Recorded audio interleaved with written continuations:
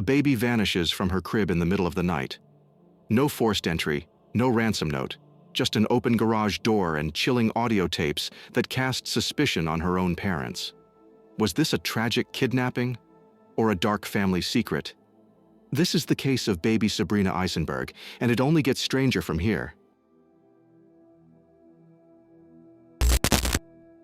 Sabrina was born on June 27, 1997, to parents Marlene and Steve Aisenberg. She had an older brother, William, who was 8 at the time of her disappearance, and an older sister, Monica, who was 5. Sabrina was known to be an easy child who generally slept through the night once she grew past 1 month old. Sabrina vanished from her crib in her parents' single-story, ranch-style home located on a cul-de-sac in Valrico, Florida, in the early morning hours of November 24, 1997. Marlene checked on Sabrina, who had been put to bed earlier at around midnight on November 23rd, and found her sleeping in her crib before going to bed herself. The next morning, Marlene woke up at sometime between 6:22 a.m. and 6:24 a.m., possibly as a result of a noisy fish tank in the home, or because of an alarm she had set up on the television. She went to wake her children up to school, only to find that Sabrina and her blanket were missing from her crib. Marlene woke up Stephen by screaming, and the couple searched the house for Sabrina themselves, only to find that the garage door was ajar, as was the door connecting the garage to the laundry room of the house. Marlene then called the police at 6:42 a.m. to report her daughter missing. When authorities arrived on the scene, they found no ransom demand and saw no signs of forced entry. However, the garage door and one of the doors that provided direct access to the home had been left unlocked the night before. They also found an unidentified blonde hair and a shoe print near Sabrina's crib, and there were 7 unidentified fingerprints taken from inside the residence. Despite the area the Aisenbergs lived in being considered very safe, so much so that they would sometimes leave the windows and doors unlocked at night, there had been a series of attempted break-ins to houses in the area where young children lived. One of their neighbors also reported hearing a dog barking at around 1 a.m. on the morning of November 24th. When he let the dog out, he heard the sound of a baby crying. He thinks this could have been Sabrina, because none of his neighbors had young children at the time, but this has never been proven. However, police were unsure of how Sabrina could have been abducted without the family dog Brownie barking. They also questioned how Marlene and Steve wouldn't have heard anything if someone entered the home.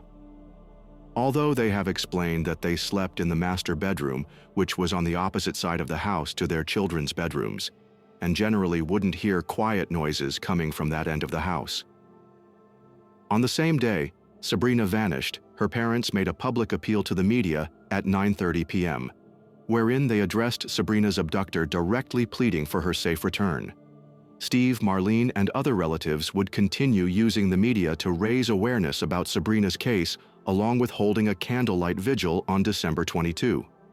This was largely successful, with Sabrina's disappearance being covered on Unsolved Mysteries, Dateline NBC, Larry King Live, Good Morning America, and Oprah. Multiple law enforcement agencies have been involved in the search for Sabrina. Just one day after Sabrina was reported missing, the FBI and Florida Department of Justice joined the Hillsborough Sheriff's divers to aid in a search of a pond located behind the Bloomingdale subdivision, not far from the Aisenberg home. The same day, dogs were used to help search a nearby woodland, but to no avail. The FBI and local police also intensely questioned Marlene and Steve, prompting them to hire a defense lawyer, Barry Goldman, and stop speaking to law enforcement about the night Sabrina vanished by November 26th. Meanwhile, manual searches for Sabrina continued.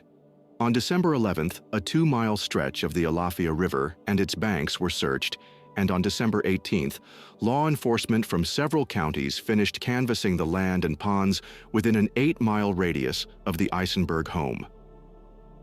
As of January 22, 1998, the investigation had encompassed 31 states, 702 leads had been received, and 1,200 interviews had been carried out.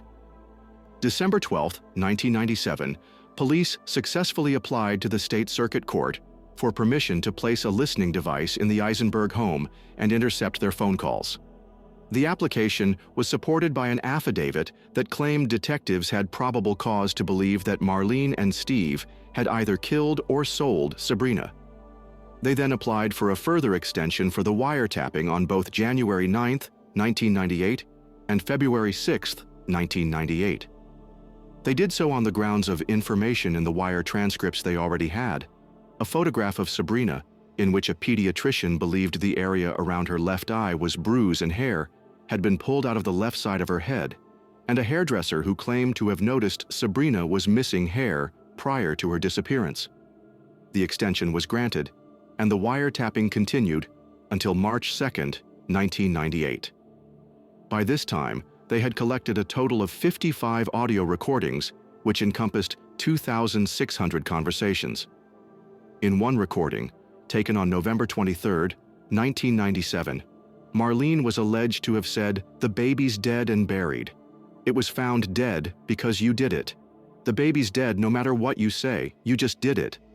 Steve supposedly responded, "Honey, there was nothing I could do about it," and started later in what appears to be the same conversation. "We need to discuss the way we can beat the charge. I would never break from the family pact and our story, even if the police were to hold me down. We will do what we have to do." In another recording, taken on January 21, 1998, Steve allegedly said, "I wish I hadn't harmed her." Yet another recording taken on February 17, 1998, captured Steve saying what was believed to be, "They still don't know the truth, right?" and Marlene supposedly affirming that this was true. On January 30, 1998, the Aisenbergs were served subpoenas to appear before the grand jury. Steve and Marlene responded by making it clear that they intended to invoke the Fifth Amendment before the grand jury. They were forced to attend anyway, and did as they had said they would, answering very few questions. On September 9, 1999, a federal grand jury returned an indictment charging Steve and Marlene with one count of conspiracy to make false statements of material facts to law enforcement officials, and with 6 counts of making false statements of material facts to law enforcement officials during the initial missing persons report and during the subsequent investigation. They were arrested in Maryland, where they had since moved the next day. On February 17, 2000, the Aisenbergs filed a motion to suppress the audio recordings and related transcripts on the basis that the affidavits filed to support the wiretap applications contained false statements, meaning there was no probable cause for them. On February 14, 2001, a magistrate judge found that this was true. The recordings were largely unintelligible, and that the statements law enforcement claimed had been made in the tapes were largely inaudible. Furthermore, the testaments taken from the pediatrician and hairdresser were found to be taken out of context or misquoted. Steve and Marlene were cleared of all charges after the judge concluded that the tapes didn't actually contain any of the evidence that was mentioned in the transcripts. In 2003, Steve and Marlene filed a civil lawsuit against the Hillsborough County Sheriff's Office and federal prosecutors alleging malicious prosecution. The Aisenbergs were initially given $2.7 to $2.9 million in damages, but it was later reduced to $1.3 to $1.5 million. They attempted to sue again on the grounds that the prosecutors had conspired to deprive them of their civil rights, fabricated evidence, and lied about this. In 2004, the case was dismissed on the basis that the law gives prosecutors immunity against lawsuits about their official actions.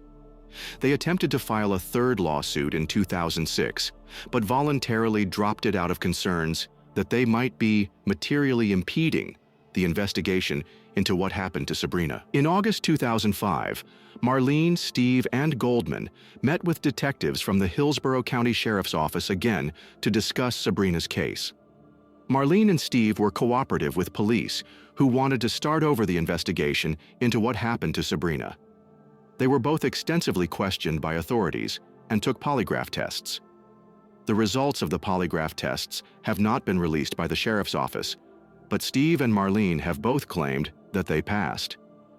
In 2008, the couple were questioned again after a jail informant provided a credible tip suggesting that the Aisenbergs had sold their boat to him to dispose of Sabrina's remains at sea. The Aisenbergs have publicly stated that this is false and they never even owned a boat, although this has not been confirmed by law enforcement.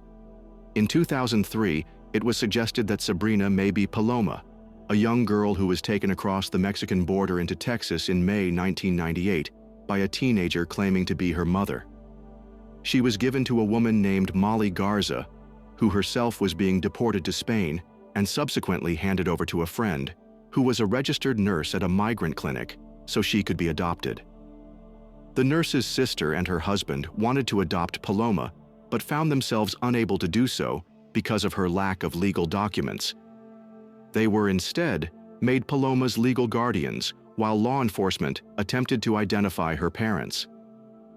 After a woman in Michigan noticed a strong physical resemblance between Sabrina and Paloma, she notified the Aisenbergs, who agreed with her observation. Unfortunately, DNA testing conclusively proved that Sabrina was not Paloma, who remains unidentified as of March 2022. As of today, no arrests have ever been made.